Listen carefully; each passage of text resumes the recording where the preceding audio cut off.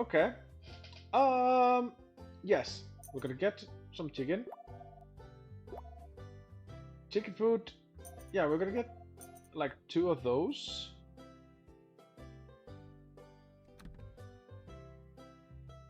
Yes. Yes. What seeds do I not have? We need pineapple and pumpkin. I'm gonna get the pumpkin and the pineapple. Yeah, I guess I can get that as well. We're not gonna touch the coffee one.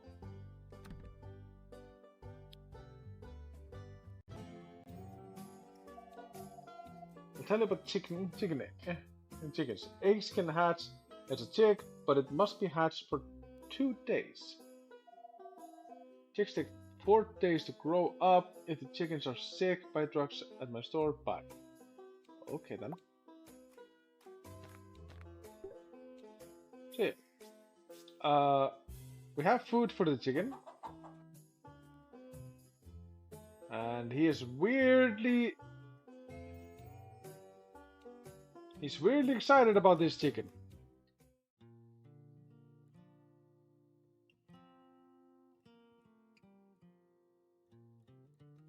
Hello everybody, welcome to Sjoher Reviews with me, Sjoher, where I pay for mobile games and check them out so you don't have to. Today we're gonna take a look at Small Farm, a mobile game similar to Stardew Valley, Farmsville, those kind of games, just on mobile. And we're gonna rate that based on playability, zero microtransactions, length, design, and finally how fun the game actually is. So before we dive into that, what exactly is a Small Farm? Well, I'm glad you asked, because Small Farm is a game where you take over a farm and you grow your own crops, whether it's vegetables, also potatoes. Well, actually, it's basically just vegetables or fruits. I mean, that's what you grow. And yeah, then you can have some chickens, cows, sheep, you name it. Just basically whatever a farm has. It also has like a market where you can take your product, sell it, purchase something else instead. For example, burgers, or you know, upgrades to your farm, so to make everything easier for you, so you don't have to always constantly go back and forth and stuff like that. So yeah, oh, and don't forget, you can also go fishing. Very important. You can also go fishing. Playability. This is where you take a look at how much you can play the game without the game constantly telling you what to do. And this is a tough one, because sure, the game tells you what to do and all of that when you first encounter things, but it goes to a point too where it's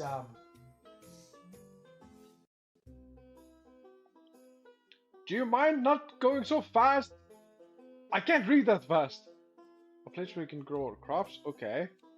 We can raise chickens for meat or eggs in the hen house. We can cut wool. Yeah, you know, I don't want to skip the tutorial. I just want to skip this part because this is something that we can figure out in game. It has to describe every single detail to you. It has to tell you everything that you can do instead of you just, you know, pressing the obvious buttons to figure it out for yourself. Like, it actually tells you how to use a watering can in great details. Ooh, seed pack of your choice. Which one do I want? I'll go for strawberries because strawberries are always good. Then I have to click here.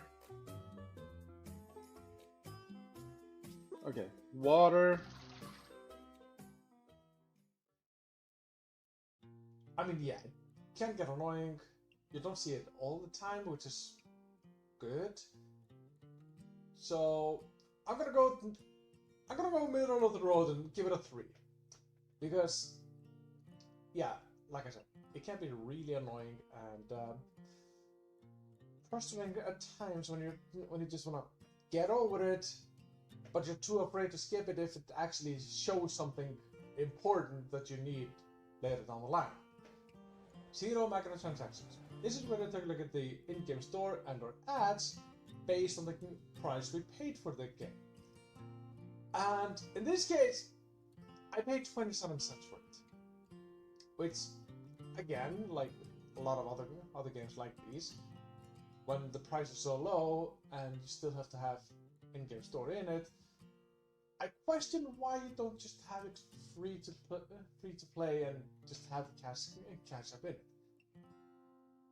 Well, maybe the reason is because then it's a free-to-play game, and I don't review it because it's not a paid game. So maybe that's a marketing trick, anyways. But with that said, there is a store option in it where you can purchase like a bigger chest and more money and stuff like that. But once you realize that that's you know, there's just a special shop button for that, it's not in your face per se. Just for store? 72 items?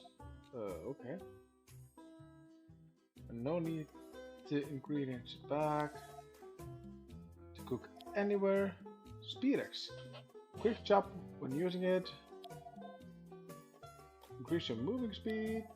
Strong tonic plus 200.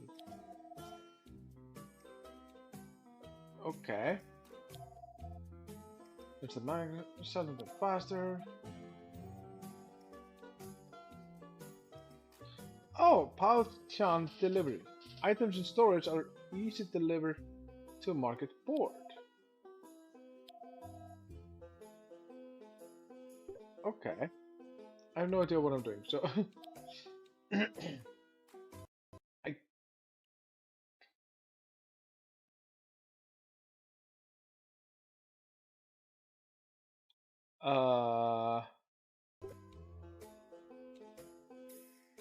Oh! This is to use your actual money, not the money in the game. I see. Okay then. I mean, it is there, but if you have the phone set up so that you're just you're just auto purchasing everything, then it can be quite dangerous because it doesn't have like a dollar sign or a euro sign or something like that. It has the currency from where the game was, which is somewhere in Asia. I'm not entirely sure where it's from, but somewhere in Asia. So they have their currency in there, and it can be a little bit confusing because you kind of mistake that. You can kind of mistake that for the gold as you have, like for selling the crops and all of that. So, yeah. But then again, the game costs 27 cents, so I can't fault it for having it. But it could have been implemented a little bit better, and based on the price of everything in the game, it really pushes you to incentivize you to purchase the goods instead of just saving them up in the game. You can't save them up in the game, it's just going to take a long time. So for those reasons, I'm going to give it a 4. It's definitely not the worst out there, but it's also not the best. And it can't be too critical because, like I said, it only costs 27 cents. Length. This is where to take a look at how long the game appears to be, or how much replayability you can get out of the game. And it's a chill farming game. You can practically play it forever. Although, like most farming games, it's gonna get repetitive after some time. Sure, there's achievements in that, unlike getting enough money to purchase another farm, getting your first chicken, getting your first sheep, cow, etc., etc., etc. But after you've unlocked all of that, it's just going through everything and remembering to water your plants, feeding your livestock, taking the eggs that you want, eggs and stuff like that that you want to sell that. It just becomes a repeating loophole over and over and over and over again. And I mean, it's perfect for when you have just a little bit of spare time. Not entirely sure what you want to do. It's a perfect game to just grab it, play it for a little while, then lay it down until you want to play it again. Once you close the game, it actually closes the progress, so you don't have to worry about damaging the crops or anything like that. So yeah, in the length department, 3 sounds a little bit too harsh, 4 sounds a little bit too generous. So 3.5, yeah, I think that's fair, but you know what? I'm sticking with it. 3.5 for length. Design. This is where you take a look at the design of the game, art, user interface, music, you know the drill. And the only issue that I have with this is the background music. It loops over and over and over and doesn't change. So it gets tiresome after a while. But for what it's worth, you know, if you just take a closer look at this game and just check it out, what is in there for 27 cents, you can't really, you know, you can't blame it too hard for what it is. I mean, it has some sound effects, it has decent graphics, decent controls over everything. No matter how small or big your screen is, it's well thought out, except for the background music. That's probably the only thing that I can think of to actually knock it down a notch or two. So yeah, in that effect, I'll be a little bit generous here and give it a 4, because yeah, it deserves it pretty much. But this is where we take a look at how fun the game actually is. And as you probably guessed already, it's there. It's in the background. It's in the back of your mind once in a while. I mean, let's be honest. You launch it up, play it for a little bit, close it back down, remember it in a few days' time, open it up again, close, repeat, repeat, repeat. So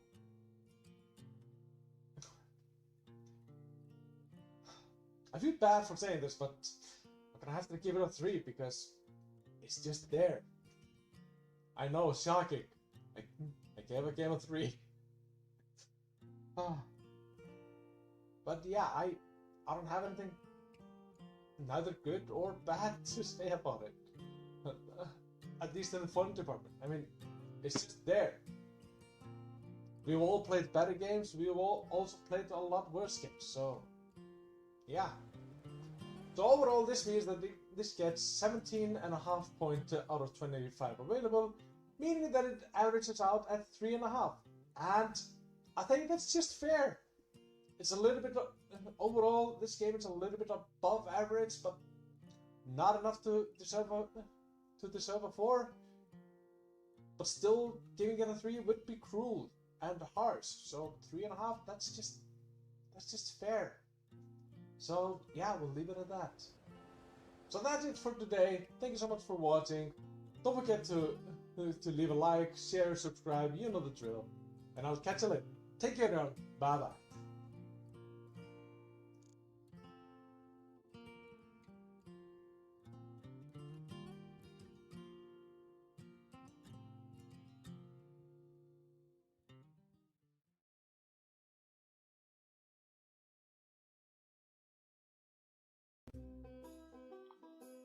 tools. Uh, this thing. A hoe. Is that really the correct? Is that really the correct word for this?